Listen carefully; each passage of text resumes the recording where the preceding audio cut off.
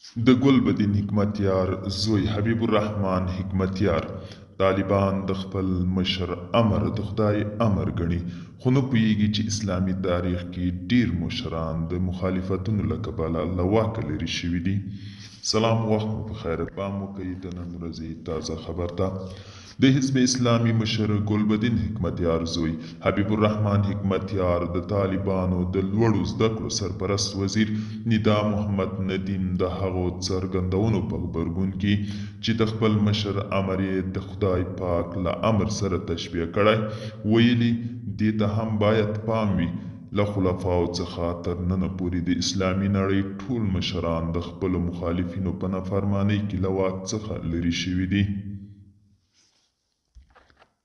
د هغه په خبره د اسلامي نړۍ په ډیرو مواردو کې تیر پاچا او رهبر له اختلاف سره په ښه توګه یادوي.